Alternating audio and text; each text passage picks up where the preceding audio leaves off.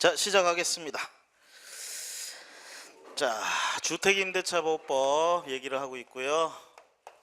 첫 번째, 대상이 뭐냐 가지고 얘기했고, 두 번째, 대항력이 어떻게 발생하느냐 얘기했고요. 세 번째, 우선 변제권 얘기했습니다. 그 다음에 네 번째, 최우선 변제권 얘기를 하고 있는데요. 자, 먼저 대항력이 발생하려면 대항요건 갖춰야 되죠. 대항요건. 대항요건은 뭐하고 뭐? 전입 플러스 인도 이렇게 얘기를 했고요. 이길 0시, 0시부터 이렇게 들어갑니다. 그 다음에 우선 변제권은 뭐라고 그랬어요? 대항요건 플러스 확정일자 받아야 된다. 확정일자. 자, 이렇게 하면 다 갖춰진 때부터, 그런데 요 놈은 이길 얘기 안 하고 요 놈은 이길 얘기하고 그거를 잘 조화를 해서 해석을 해야 된다라고 했고요. 자, 대항력의 의미는요, 말소 기준보다 앞에 있으면 경매에서 대항력이 있다. 대항력이 있으면 낙찰자의 명도 요구에 대해서 거부할 수, 대항할 수 있다. 그 다음에 우선 변제권이 있다 이 얘기는 배당 요구를 했을 때 내 차례 되면 뒤에 있는 애보다 우선해서 배당받을 수 있다라는 의미. 그 다음에 최우선 변제, 아까 요건 뭐라고 그랬어요? 대항 요건 갖추고요. 보증금이 소액이어야 돼요. 소액. 그러면서 대항 요건은 아까 잠깐 말미에 얘기했는데 경매 등기 나기 전에 갖춰야 됩니다. 전입신고는 대항 요건, 전입신고는 경매 등기 나기, 적어도 경매 등기 나기 전에 전입신고가 돼야 된다. 여기 최우선 변제. 자, 최우선 변제권의 의미는 뭐라고 그랬죠? 인정이 되면, 요건이 충족이 되면, 그렇죠, 순서에 상관없이 누구보다도 우선해서 최우선 변제 받는다. 그럴 때요, 조건 중에 보증금이 소액이라고 그랬습니다. 보증금이 소액이면 이 전액을 다 최우선 변제 받는 게 아니라 이 중에 일부를 최우선 변제를 받는다. 아시겠죠? 몇 프로 그런 게 아니라요, 금액이 각각 다 규정에 나와 있어요. 규정이. 자, 여러분들 그 내친김에 말씀드릴게요. 거기 그 표로 이렇게 우리가 저문이 나와 있죠. 그 끄트머리에 가보시면, 자, 120페이지 한번 가보세요. 120페이지에 하단부에 쭉 나와 있죠. 그럼 보세요. 오른쪽 121페이지에 그 표에 진한 글씨로 굵은 테두리 되어 있는 거 있죠. 2014년 1월 1일부터 현재까지 적용되고 있는 게, 서울특별시 같은 경우에는 9,500만 원 이하면 소액임차인이라고 부릅니다. 아시겠죠? 그 표를 보는 방법이에요. 9,500만 원 이하면 소액임차인이라고 부르고, 얼마까지 최우선 변제해 주느냐? 3,200만 원까지 최우선 변제해 준다 이 뜻이에요. 굳이 이 표를 외우고 하실 필요는 없어요. 이 표를 잘 두고 보시면 되겠죠? 자, 그런데 앞에 보니까 뭐 계속 변해왔죠? 그쵸? 계속 변해왔어요. 자, 맨 앞에 한번 보세요. 1984년 6월 14일부터 적용되던 거는 300만 원 이하면 소액임차인이었어요. 그러면 얼마까지 해주냐? 이때는 300만 원 다 해줬어요. 아, 뭐 요즘 보증금 300만 원짜리가 있어요? 전세? 이때는 가능했어요. 1984년. 아시겠죠? 소액임차인. 그 다음에 87년에 가면 서울 기준으로 얘기합니다. 500만 원 이하면 500만 원까지, 뭐 90년에 가면 2천만 원 이하면 700만 원까지. 이때부터 이제 일부를 해주기 시작했습니다. 이때부터. 그러다가 현재 2014년 이후니까 서울 9,500만 원 이하면 3,200만 원까지 해줍니다. 자, 여기에 이제 어떤 함정이 있냐면, 그럼 지금부터, 지금 서울에서 전세를 얻을 때 보증금 9천만 원에 얻는다. 그럼 내가 만약에 대항력도 없고 말소 기준도 뒤고 우선 변제권 행사해서 배당 요구했더니 순위가 7번째야. 그럼 배당 못 받는 거지 뭐. 그래서 최우선 변제를 받을 수 있나 봤더니 현재 9,500만 원 이하면 된대. 근데 보증금이 9천만 원이잖아. 그럼 나는 3,200만 원 최우선 변제 받을 수 있느냐 이 얘기지.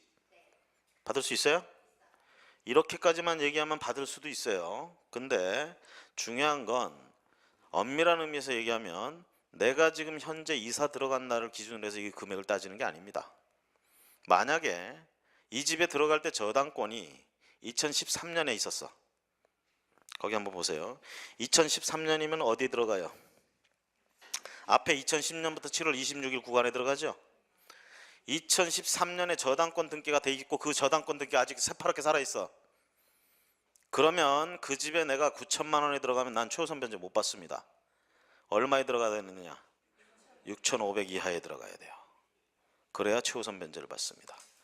여기까지는 생각을 잘 안 해요, 사람들이. 이거 왜 이렇게 하느냐 이 얘기죠. 왜 이렇게 할까요? 왜 이렇게 계산할까요? 그냥 내가 들어간 때 해가지고 그때 적용된 규정 그걸로 적용해 주지 왜 저당권 설정된 때를 기준으로 하느냐 얘기야. 응? 최초의 담보물건이 설정된 날을 기준으로 되느냐 안 되느냐 왜 그렇게 하느냐 얘기지. 이거 한번 생각해 보세요. 예를 들어서 2013년에 저당권을 설정한 게 국민은행이야. 이거 특정 은행을 얘기하면 안 되는데 이 은행에서 이제 아파트 지금 담보대출을 해주려고 그래요. 자, 아파트 와서 실사합니다. 임차인이 있는지 없는지. 자, 임차인이 없었어요. 그러면 보통 해가지고 최도 한대가 얼마 이렇게 나오겠죠. 그럴 때 예를 들어서 그쪽 시세가 3억이래 아파트가. 그러면 담보 이렇게 대출해 줄 수 있는 게 최대 3억이다. 그 중에 이제 공제를 합니다. 어떻게 공제하느냐? 최우선 변제권자 즉 소액 임차인이 있을 거라고 가정을 하고 해야 돼. 왜? 지금 현재 임차인이 없더라도 얘는 시간 순서 상관없이 뒤에서 내 뒤통수 때리잖아. 저당권자. 뒤에 얼마든지 생길 수가 있단 말이야. 쟤들은 반드시 생긴다고 봐야 돼. 그러니까 어떻게 하느냐? 최우선 변제권자가 몇 명이 생기느냐가 중요해. 결국은 또. 그럼 일단 기본적으로 어떻게 하느냐? 기계적으로 걔들은 이렇게 합니다. 방 하나당 소액 임차인 한 명씩 들어간다고 봐요. 그럼 방이 4개짜리야. 4개짜리. 그럼 최우선 변제권자 4명이다 이렇게 되는 거예요. 그러면서 그때 당시에 거기 보시면 2013년이니까 2010년 구간에 들어간다고 그랬죠? 거기에 7,500만 원 이하면 얼마까지 해준다고 돼 있어요? 2,500만 원 서울특별시에서 해주죠? 그럼 방 하나당 2,500만 원씩 공제하는 거예요. 대출을 해줄 한도에서. 그럼 방 4개니까 얼마? 1억은 빼고 이건 최대 2억밖에 못 해주는 거야. 결론적으로. 최악의 경우 임차인이 4명 다 들어간다고 했을 때 이렇게 되니까 최악을 보고 빌려주는 거예요. 이렇게. 그렇죠? 자, 그런데 14년에 법이 바뀌었어. 그래가지고 얼마까지 해주는 거예요 지금? 3,200까지 해준대잖아. 9,500 이하면 3,200만 원까지 해준대. 만약에 그래가지고요 그때 들어온 임차인이 있어요. 걔한테 3,200만 원 해주면 이거는 K은행에 대해서는 배신이지. 그쵸? K은행은 이렇게 바뀔 줄 알았어요 몰랐어요? 모르는 거지. 그때 당시에 담보 설정하고 공제할 때는 그때 적용되던 법을 가지고 하는 거야 얘들도. 그렇죠? 그런데 나중에 바뀐 법으로 이렇게 소급해서 해버리게 되면 결국은 채권자들이 자, 안 그래도 이 최우선 변제는요 너무 딱하니까 임차인이 일반적인 권리자들의 권리를 전부 양해하고 얘들을 보호해 주는 거야 일정액을. 그런데 이렇게까지 해버리게 되면 너무 희생을 많이 하게 하는 거지 채권자들한테. 그래서 이게 합리적인 판단에 의해서 하는 겁니다 결론적으로. 그래서 최우선 변제권자의 소액 임차인에 해당되느냐 안 해당되느냐는 내가 들어간 때를 기준으로 한 게 아니라 등기부에 나와 있는 최초의 담보물건이 설정돼 있던 시점에 적용되던 게 뭐냐에 따라서 한다. 아시겠죠? 이 질문은 우리가 쉬는 시간에 해주시기 바랍니다. 예. 자, 그래서요 요 내용까지 아시는 분은 그렇게 많진 않아요. 아시겠죠? 그렇게 많지 않아도 별 탈 없이 다들 대부분 해왔어. 근데 한 번 잘못 걸리면 된통 당할 수 있어요. 그 의미 아시고요. 자, 그래서요 우리가 대항 요건은 언제까지 갖춰야 돼? 경매 등기 나기 전까지. 그리고 소액이냐 아니냐 판단은 내가 임차인이 이사가 들어간 때가 아니라 최초의 그 집에 그 물건의 담보물건이 설정됐던 날. 이때 이제 최초의 담보물건이라 하면 대표적인 게 저당권이에요. 저당권 같은 거 설정됐던 때를 기준으로. 방금 예를 든 거 이해하시겠죠? 그렇죠? 이랬을 때 우리가 최우선 변제를 받을 수가 있느냐 없느냐 판단이 된다. 이렇게 되는 겁니다. 자, 그랬을 때요, 요 두 가지 요건. 자, 확정일자 얘기했어요, 안 했어요? 안 했죠. 확정일자를 받을 필요가 없습니다. 이거는 요 요건만 갖추면 돼요.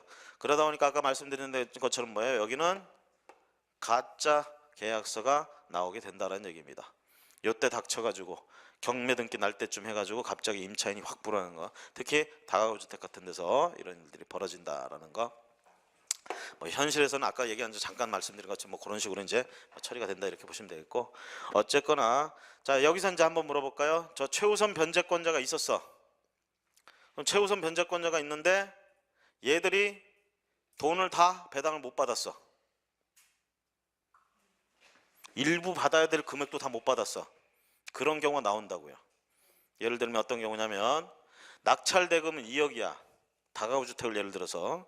근데 이 집에는 우리가 다가구 주택은 19가구까지가 임차인이 들어갈 수 있어요. 법상으로.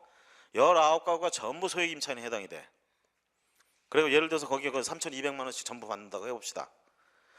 19가구가 3,200만 원씩 받으면 얼마야? 20으로 해봐. 20가구. 3억 2천에다가 6억 4천이죠. 20이니까 20. 보세요. 2억이라는 건 좀 그렇다. 자, 이거 이 다가구 8억에 낙찰됐는데 최우선 변제가 얼마 받아가? 6억 4천만 원. 계산 나온 것만 하면 다 조건만, 요건을 다 충족했을 때 20가구가 다 했다고 합시다. 그러면 6억 4천만 원이 우선 변제권자들 수중에 가기도 전에 맨 앞에서 그냥 딱 잘리는 거야. 그냥 최우선 변제 돼버린다고. 그러면 아무리 이거는 채권자를 희생시키고 임차인들 보호한다고 해서 이건 해도 너무한 거 아니에요. 채권자들 입장에서는. 그래서 이제 뭐라고 하냐면 낙찰 대금이 8억이면 이 중에 4억 2분의 1만 최우선 변제된다 이렇게 되는 거예요.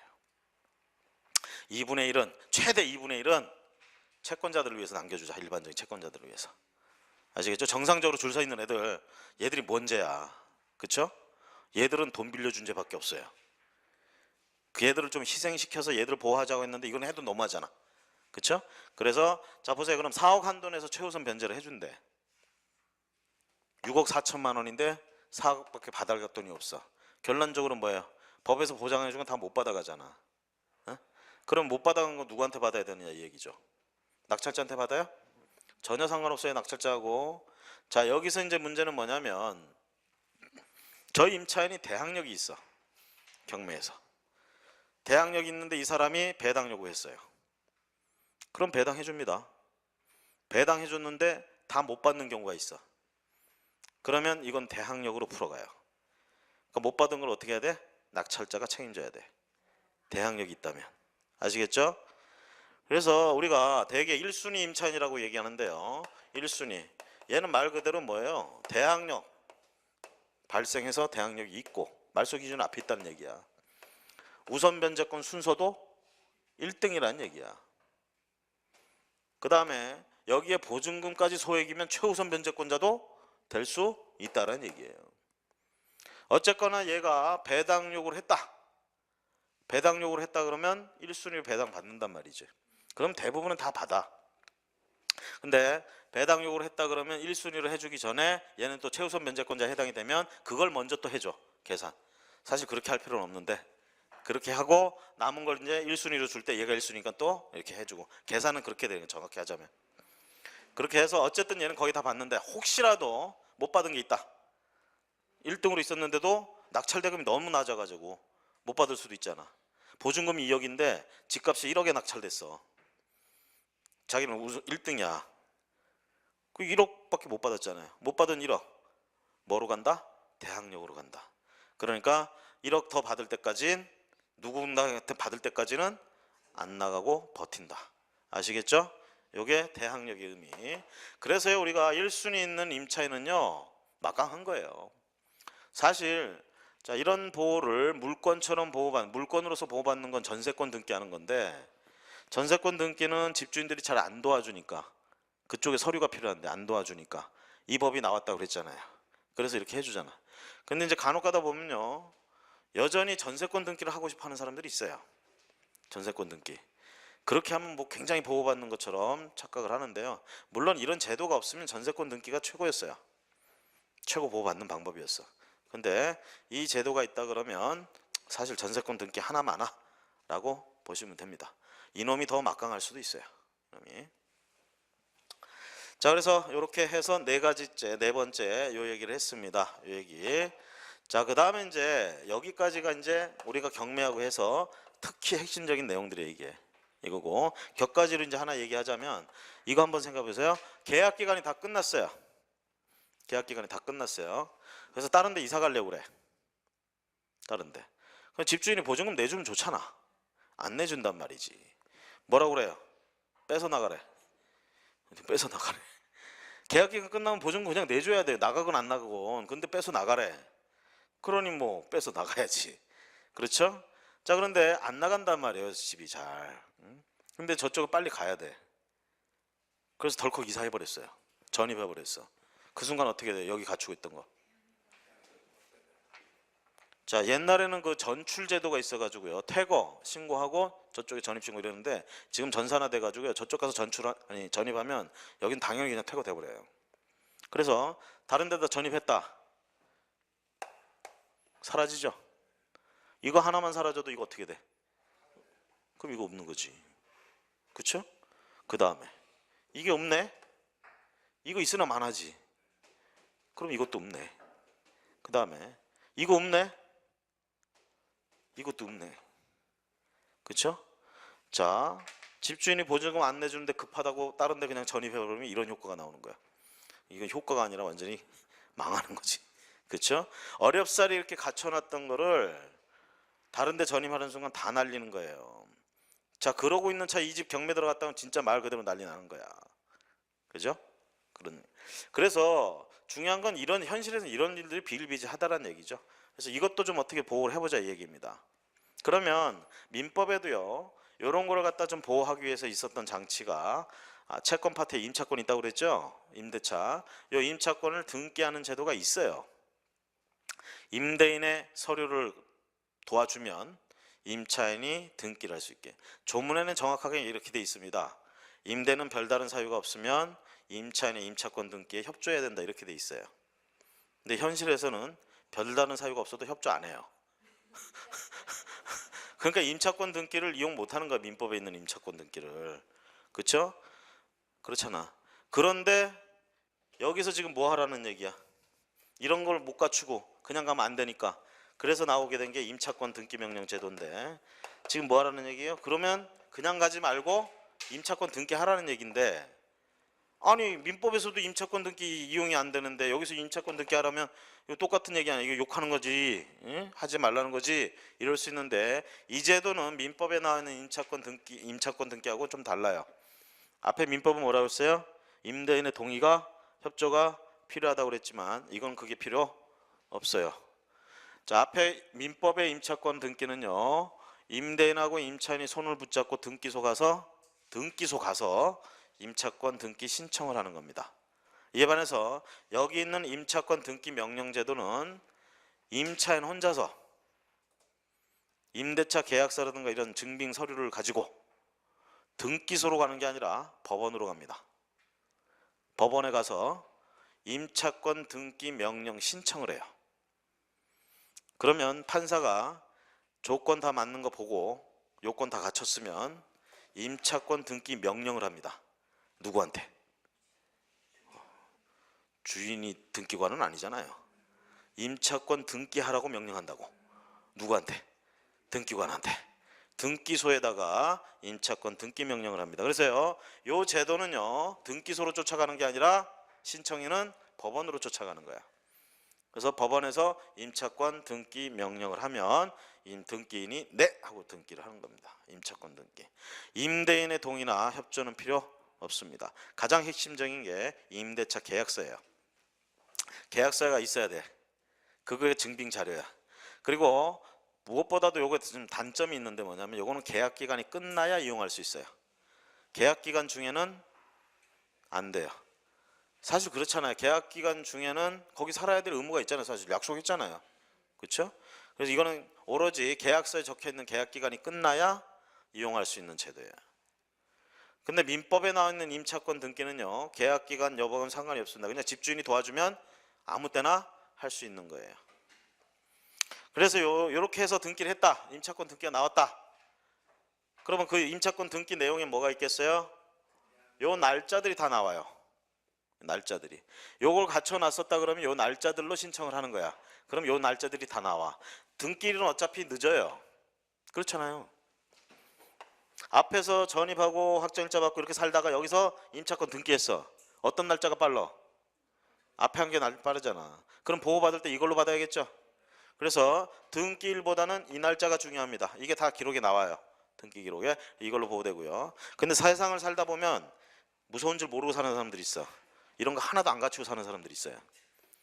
정말 무대뽀로 사는 애들인데, 얘들이 근데 계약기간 끝나서 나가려고 하니까 보증금을 안 내줘. 보증금을. 그럼 얘들도 이 제도 이용할 수 있느냐 얘기지. 아무것도 안 갖춘 애들, 그렇게 사는 애들, 걔들도 할 수 있어요. 임차인 맞잖아. 이거 안 갖추고 했어도. 그렇죠? 자, 그래서 이런 걸 없이 살았어도 임차권 등기명령 제도를 계약기간 끝나면 이용할 수 있는데, 이때도 마찬가지로 임대차 계약서는 있어야지 증명을 하잖아요. 자, 그러면 얘들이 이렇게 해서 임차권 등기를 하면 이 날짜가 존재해요? 없잖아. 그럼 얘들은 결국은 임차권 등기일에 이런 걸 갖췄다 이렇게 되는 거예요, 결론적으로. 아시겠죠? 자, 이렇게 하고요. 얘들은 이사를 나갑니다. 다른 데 전입을 하죠? 그러면 이 날짜가 그대로 다 보호가 되고요. 이 날짜가 저 앞에 갖춰졌으면 그걸로 보호가 되고, 안 갖췄으면 등기한 날로 보호가 되고요. 여기 또 이제 하나. 자, 우리가 대개 보면 이제 이런 임차권이나 이런 것들은 뭐예요? 전부를 다 빌려 쓰는 것보다는, 아파트 같은 건 전부 다 빌려 쓰지만 다가구 같은 경우에는 201호면 201호 뭐 이렇게 빌려 쓰잖아. 그쵸? 자, 이렇게 되면 여기에 임대차 계약서뿐만이 아니라 도면도 첨부가 돼야 돼. 어디를 임차권 등기하는지. 그럼 보세요. 201호 했어. 해놓고 나갔어요. 비어있죠? 집이 비어있잖아. 이사 나갔어. 갑이 임차인인데 나갔어. 비어있죠? 그럼 집주인은 어떻게 해야 돼 저거? 빨리 새 나가지고 보증금을 갑한테 전화해서 줘야 되잖아. 그쵸? 안 줘요. 멀리 있다고 안 줘. 어? 여기 그 사람이 이렇게 들어온단 말이야.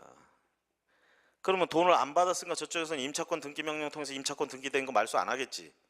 그쵸? 그럼 이 집에 지금 을이 들어왔어. 집주인하고 계약하고 을이 들어왔어요. 을이. 그 집주인은 돈을 받아서 갑한테 안 줬어요. 갑이 이거 말소 안 해줬지. 그래, 이 칸은 지금 임차권 등기가 돼 있고, 그 임차권자는 누구로 돼 있어? 갑으로 돼 있고, 살기는 을이 살아. 이게 이제 경매 들어갔어요. 그랬을 때 얘는 이거 갖춰서 하면 그걸로 보호를 받는데요. 그런 게 안 되면 이제 최우선 변제라도 받아야 될 거 아니야. 그럼 얘 이건 최우선 변제 받을 수 있느냐 얘기입니다. 못 받아요 이거. 아시겠죠? 얘 이거 허용해 주게 되면요, 집주인만 노 나는 거야. 이거 하고 얘 보내고 또 들어오고 또 하고 또 하고 또 하고, 그래서 몇 명이나 나올 수 있어. 이렇게 되면 안 돼요. 그래서 임차권 등기가 돼 있는 곳에 들어온 사람은 최우선 변제는 못 받습니다. 다른 조건 다 충족해도 못 받아요. 아시겠죠? 이런 거는 상관이 없어요. 어차피 이런 거는 이런 것대로 저기 때문에 가는 거니까. 하지만 시간 순서 무시하고 해주는 저거는 못 한다고. 임차권 등기돼 있는 곳에. 그래서 뭐 세세한 것까지 얘기하자면 그런 것들이 나오고요. 그래서 크게 보면 이 5가지 정도가 우리가 임대차에서 특히 핵심이 되는, 경매에서 특히 고민해 봐야 되는 이런 문제가 된다. 자, 그 다음에 이제 주택임대차가 그렇다면 이제 상가건물 임대차 이렇게 나오죠. 상가건물 임대차. 자, 요거 이제 대상 얘기입니다. 대상. 주택임대차의 대상은 주택이었죠. 예? 주택이었잖아. 그럼 상가건물 임대차의 대상은 상가건물이지 뭐. 간단하네. 그죠? 자, 그런데 여기는 조금 엄밀한 의미가 들어갑니다. 주택임대차에서 주거용으로 쓰이면 그 보증금이 얼마건 상관없이 전부 주택임대차법에 적용을 받습니다. 그래서 타워팰리스 가지고 얘기를 했고요. 상가건물 임대차는 조금 얘기가 틀려집니다. 보증금이 얼마냐에 따라서 이 법의 적용을 받을 수도 있고 안 받을 수도 있다. 적용을 받으면 보호받는 것이고 적용을 안 받으면 보호받지 못하는 것입니다. 여기서 하나 조심하실 건 여기도 최우선 변제권자 얘기 나옵니다. 소액임차인.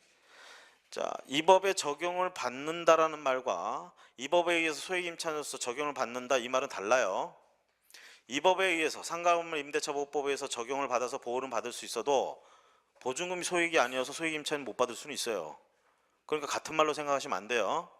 그래서 어떤 경우에 보증금이 얼마까지 보호를 받을 수 있느냐, 여러분들 교재 134페이지 가보세요. 134페이지에 중간에 표가 하나 나와 있습니다. 2002년 11월 1일 이렇게 돼 있고요. 오른쪽에 굵은 테두리로 들어가 있는 거 2014년 1월 1일부터 이렇게 돼 있고 서울특별시 4억 원 이렇게 걸려 있습니다.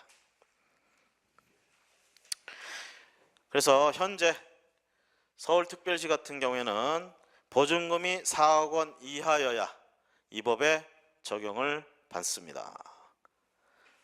보증금이 4억 이하여야 된다. 그런데 아까 주택임대차 얘기할 때 제가 월세 얘기했나요? 안 했죠. 예를 들어서 요즘 월세 많아지잖아 자꾸 주택임대차. 그럼 예를 들면 보증금 1000에 월 50만 원씩 내고 있었어요. 이 사람이 우선 변제권이 있다 그러면 배당 요구는 어떻게 해야 돼? 1000에 50으로 해요? 배당 요구를? 그냥 보증금만 배당 요구를 합니다. 아시겠죠? 자, 이것도 좀 얘기해 볼게요. 그러면 월세 살던 사람 경매 들어갔어. 이 집이 월세 내야 돼요? 안 내야 돼요? 월세를 내고 살고 있었어요. 그러던 집이 경매 들어갔어요. 이 임차인 월세 내야 돼요? 말아야 돼요? 내야 돼? 말아야 돼? 월세. 자, 원칙적으로는 내야 됩니다. 그런데 누구한테 내야 돼? 그전에는 원래 집주인한테 냈죠. 아직 경매 중이야. 누구한테 내냐 이 얘기지. 내야 된다면. 중요한 거는요. 아까 경매 등기 나면 압류의 효력이 있다고 그랬죠. 압류의 효력이 발생하면요. 우리가 이런 임차임 이런 월세를 과실이라고 그러는데 이런 과실 수취권이 원래 소유자한테 있다가 뺏깁니다. 압류의 효력이 발생하면 소유자한테 과실 수취권이 없게 돼. 그러니까 그놈이 받으면 안 돼요. 그건 누가 받아야 되느냐? 채권자들이 받아야 돼요. 월세를 채권자들이 받아야 된다고. 그러니까 채권자가 한둘이 아니잖아. 그럼 월세를 내려면 내야 된다고 그랬죠? 그럼 채권자들 모아놓고 나눠줘야 돼. 근데 그게 가능합니까? 그래서 다들 어떻게 해요? 안 내고 살아요. 안 내고. 안 내고 사는데 중요한 건 냈어야 될 거잖아. 그렇죠? 요거 배당 요구하면요. 안 낸 거 깝니다. 까요. 어차피 채권자들한테 줘야 될 돈이었기 때문에. 아시겠죠? 그래서 보증금 깐다 이렇게 되니까 특히 이제 월세 주택 월세가 별로 없었던 시절이기 때문에 그런데 상가 건물은 월세가 많잖아요. 그래서 사람들이 임차인들이 현명하게 경매 들어가면 월세 딱 안 내요. 그때부터 내야 되는데도 안 내. 다 안 내는 이유가 이거예요. 누구한테 줘야 될지를 몰라. 그렇죠? 거기다가 결국은 이렇게 까진다 이렇게 보시면 되겠고 그 월세 얘기를 왜 했냐면 여기서는 보호 대상이 되느냐 안 되느냐 또는 뭐 우선 변제권 뭐 얘기하고 뭐 이렇게 할 때 월세 얘기 전혀 안 했습니다. 이쪽은. 그런데 이쪽에서는 그게 중요해요. 왜 중요하냐? 자, 아까 서울에서 4억 원 이하여야 이 법 적용된다고 그랬죠. 보증금이 4억 이하여야 된다는 얘기인데 이건 순수하게 보증금만 얘기하는 게 아닙니다. 환산 보증금이라고 우리가 그러는데 자, 예를 들면 보증금 2억에 내가 월 300만 원 내면서 고깃집을 한다. 월 300만 원에 2억 보증금 2억. 뭐 서울에서 흔하죠 뭐 이런 거. 그렇죠? 자, 이렇게 되면 이거 환산하면요. 곱하기 100 해요. 그렇죠? 월세에다 곱하기 100 합니다. 그냥 곱하기 100만 생각하시면 돼. 자, 그럼 300만 원 곱하기 100이니까 얼마야? 3억이죠? 여기에 보증금 2억 더하면 5억입니다. 그럼 이거는 5억짜리예요. 그러면 4억 넘어가 버렸죠? 이 법 적용 없어요. 이 법이 지금 이거 가지고도 그런데 2002년도에 한번 보세요. 2억 4천만 원 돼 있죠, 서울에. 2억 4천만 원. 2002년도에 처음 할 때 2억 4천만 원 돼 있잖아. 이때 이렇게 이때도 말이 많았어요, 이거 보호해 주겠다는 거냐 말겠다느냐 이 뜻이었어요, 이게. 뭐 좀만 하면 휙 넘어가 버리거든. 그쵸? 휙 좀만 하면. 이게 이 금액 이거 정한 놈들이 전부 다 탁상 공론한 효과야, 이게. 현실을 몰라. 너무 몰라. 그나마 이렇게 계속 올린 거예요, 지금. 그나마 올린 게. 지금 4억 이렇게 돼 있습니다. 현실성이 좀 떨어지는데 좀 더 올렸으면 하는 게 바람이다. 이렇게 보시면 되겠고요. 그 다음에 여기도 최우선 변제권자 그거 나옵니다. 오른쪽에 굵게 해놓은 거. 의미는 주택임대차하고 같이 생각하시면 되겠고요. 자, 어쨌든 대상 여기서는 뭐야? 보증금이 중요하다. 그리고 월세도 계산에 포함이 된다. 그렇죠? 자, 두 번째 여기도 대항력이 발생해야 되겠죠. 의미를 새기는 거 해석하는 건 똑같아요. 아시겠죠? 그럼 대항력이 발생한다. 대항력권 갖춰야 된다. 여기서는 뭐가 대항력권이냐? 여기는 사업자 등록합니다. 그렇죠? 플러스 인도. 여긴 주민등록이 아니라 사업자 등록한다. 관할 세무서 가서 사업자 등록한다. 플러스 인도. 자, 그러면 사업자 등록 안 하면 이 보호 못 받는 거예요. 아시겠죠? 사업자 등록 플러스 인도. 마찬가지로 이길 0시 다음날 0시. 그 다음에 세 번째 가면 우선 변제권 마찬가지로 이거 나옵니다. 우선 변제권 대항력권 갖추고 여기도 확정일자 받으라고 그래요. 관할 세무서에서 확정일자 받습니다. 세무서에서. 그 다음에 네 번째 여기도 최우선 변제 얘기 나옵니다. 대항력권을 경매 등기 나기 전까지 보증금이 소액이어야 된다. 자, 이 보증금이 소액이어야 된다. 여러분들 교재 135페이지 가보시면 자, 박스 굵은 테두리 돼 있는 거 이것도 이렇게 변해왔어요. 주택임대차처럼. 자, 지금 현재 보면 서울특별시에서 6,500만 원 이하에 2,200만 원까지 최우선 변제가 됩니다. 보증금이 6,500만 원 이하면 최우선 변제 2,200만 원이 된다. 이건 현실성이 있을까요? 135페이지에.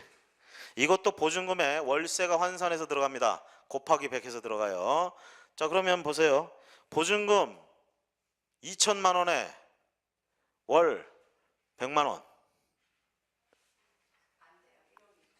그런 것들 흔하잖아요. 그렇죠? 그렇죠? 월 70만 원. 그렇죠. 다 넘어가 버리죠. 이게 최우선 변제 해주겠다는 거 안 해주겠다는 거. 응? 자, 소액 기준이 이렇게 좀 터무니없다. 어쨌든 그렇게 돼 있어요. 자, 그래서 최우선 변제까지 의미가 그렇고요. 여기도 임차권 등기명령 제도 이용하는 거 있습니다. 그 다음에 여기 최우선 변제 해줄 때는 저기서 뭐라고 그랬어요? 낙찰대금의 2분의 1까지 최대 한도에서 이렇게 해준다고 그랬죠? 여기는 3분의 1까지 한도 내에서 해준다. 이런 의미가 들어가고요. 거기 한번 찾아보세요. 제가 그 조문 숫자를 기억을 못하겠네.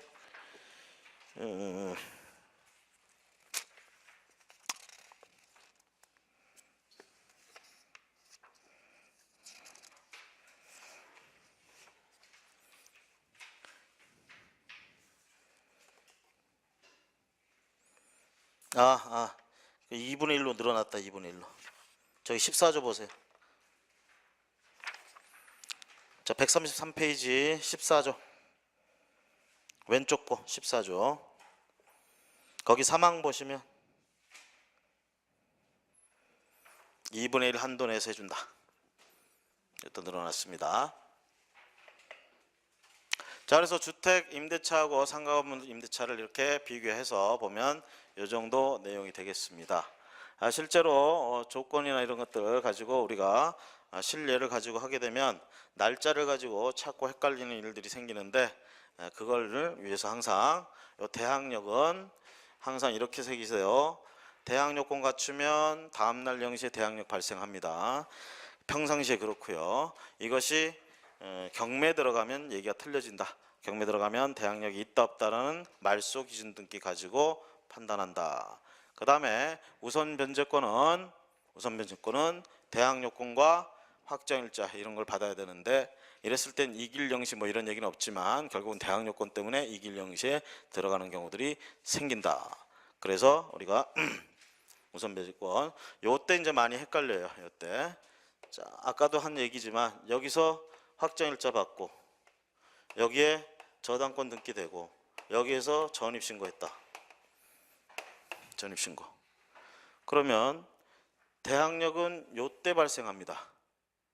발생. 그런데 대항력이 있다 없다는 말소 기준이 얘니까 얘 뒤에 있으니까 대항력 없다고. 자, 우선 변제권이 있다 없다. 우선 변제권은 요건 다 갖추면 있다고 그랬죠? 이때는 있죠. 요건 다 갖췄으니까. 자, 그러면 배당 요구하면은 몇 등에 들어가냐 이 얘기죠. 확정일자는 여기 있지만 효력은 여기서 발생하죠. 그 얘가 1등, 얘가 2등 이렇게 되는 거. 그렇죠? 자, 그 다음에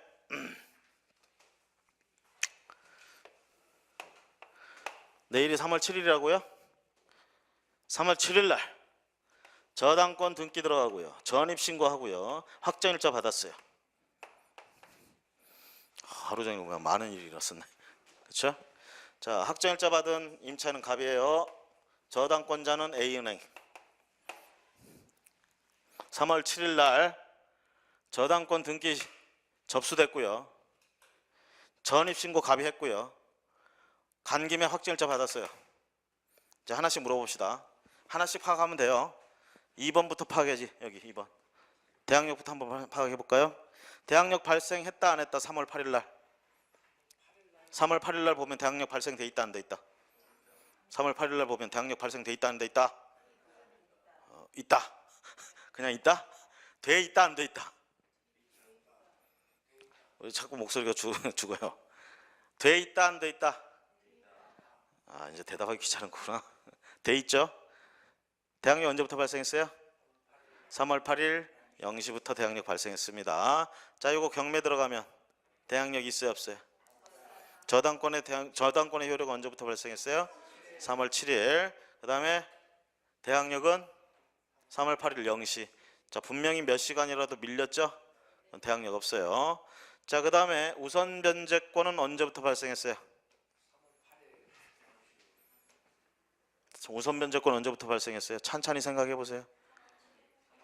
우선 변제권 언제 발생했어요? 우선 변제권이 발생하려면 확정일자가 효력을 발생해야 되고요. 확정일자가 효력을 발생하려면 대항력이 깔려 있어야 돼요. 대항력은 언제부터 깔려 있어? 대항력이 언제부터 깔려 있어?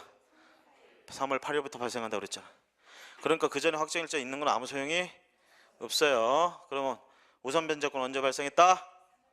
3월 8일. 이것도 0시부터라고 할 수 있겠네요. 그러면 배당 순서 A하고 갑하고 누가 1등? A가 1등, 갑이 2등. 이렇게 되죠? 자, 이랬을 때 재수 없으면 어떤 일이 벌어져? 얘가 다 가져가고 한 푼도 안 남을 수도 있겠죠? 자, 그러면 이 경우에 갑은 어떻게 보호받아야 돼? 최우선 변제라도 받아봐야겠죠? 그러려면 어떻게 해요? 대항력권 경매 등기 나기 전까지는 갖췄어야 되고, 여긴 보니까 뭐 경매 등기 나기 전에 갖췄네. 그렇죠? 그 다음에 이제 보증금이 소액이냐 아니냐를 판단해 봐야 돼. 자, 보증금이 소액이냐 아니냐는 하필 이날 저당권 최초의 담보물건이 설정됐죠? 이날 적용되던 기준으로. 이날이 언제예요 지금? 내일이잖아. 2014년 이후죠? 그렇죠? 그럼 서울에서 보증금 9,500만 원 이하면 이 사람은 최우선 변제는 받을 수 있잖아. 그래서 예를 들어서 보증금이 8천이야. 8천에 들어갔는데 결과적으로 배당 요구를 했더니 최우선 변제 3,200만 원이 나온다. 이렇게 되겠죠. 자, 몇 가지만 더 해보겠습니다.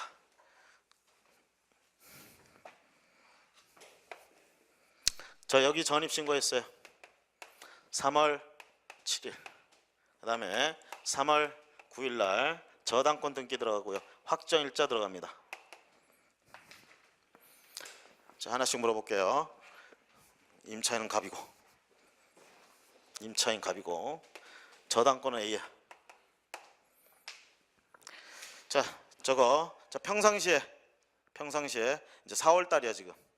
4월 달. 자, 봅니다. 저 임차인 대항력 발생했다 안 했다? 발생했다. 며칠?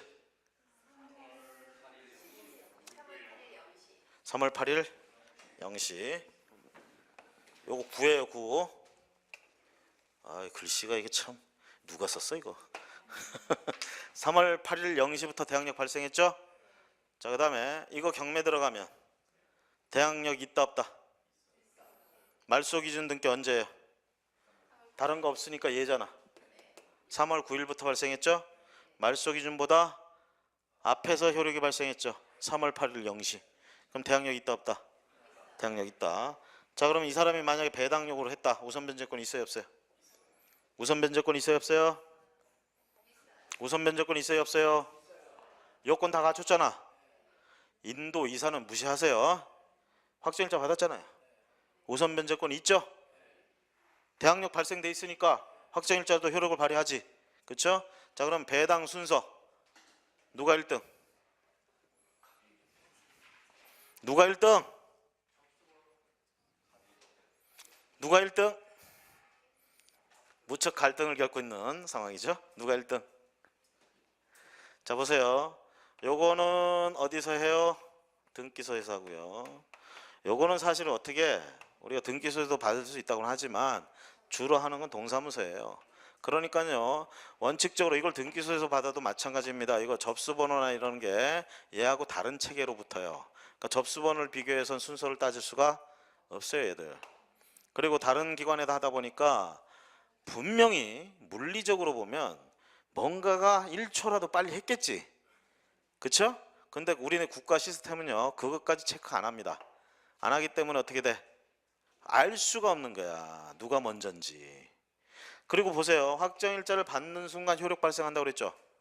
왜? 대항력 발생돼 있으니까. 그러면 우선 변제권 발생 날짜가 언제야? 어? 확정일자 언제 받았어요? 3월 9일 날 받았잖아. 그럼 우선 변제권 언제 발생한 걸로 봐야 돼? 자, 우선 변제권 발생하려면 확정일자 있어야 된다고 그랬죠? 3월 8일 0시에 확정일자가 있었어요 없었어요? 3월 9일 날 받았는데 어떻게 백투더 퓨처도 아니고. 네? 그죠? 자, 그래서 3월 9일 날 우선 변제권이 발생합니다. 이때는 뭐야? 대항력이 발생돼 있잖아. 그러니까 우선 변제 확정일자 얹으면 바로 발생하지.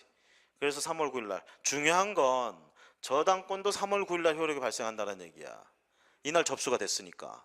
근데 얘도 지금 3월 9일 날 효력이 발생한대. 얘들 간에 지금 여러분들이 우물쭈물하는 이유는 뭐냐면 같은 날이거든. 누가 먼저냐 이 얘기지. 그쵸? 아까 뭐라고 그랬어요? 분명히 1초라도 누가 먼저 빠르겠지만 그거 안 따진다고요. 그거 안 따지면 어떻게 해? 순서를 알 수가 없다는 얘기지. 순서를 알 수 없을 때 하는 가장 좋은 방법. 그치. 동순위로 가는 거예요. 동순위로. 같은 순위로 취급받습니다. 같은 순위로 취급해가지고 어떻게? 채권액에 비례해서 보증금과 저당권의 채권액을 비례해가지고 안분배당하면 된다 이 얘기예요. 평등배당, 안분배당, 비율배당 다 똑같은 말이에요. 이렇게 하면 된다. 자, 그렇게 계산을 하는데 얘들은 배당이 돼요. 얘들은. 자, 그 다음에 3월 7일 날 저당권 설정 들어갔고요. A. 그 다음에 확정일자를 갑이 이날 계약서 써가지고 받았어요. 그리고 이날 전입신고했습니다. 갑이. 네, 한번 볼까요? 자, 저희 임차인 대항력 발생했다 안 했다? 대항력 발생했다 안 했다? 발생했죠? 요건 다 갖추면 발생합니다. 며칠 날 발생했어요? 10일 0시. 자, 그러면 이거 경매 들어가면 대항력 있다 없다? 말소 기준이 요 날이죠? 지금 다른 거 없다고 무시하고 하는 거예요. 자, 말소 기준이 여기고 그 뒤에 대항력이 발생했어요. 경매 들어가면 이 사람은 대항력이 없습니다. 이 임차인은 죽든 살든 간에 어쨌든 배당 받아야 돼. 그래서 배당 요구했어요. 자, 그러면 배당 순위를 한번 볼까요? 우선 변제권 언제 발생한 걸로 봐야 돼요? 확정일자 이날 받았지만 확정일자만 가지고는 안 된다고 그랬잖아. 그렇죠?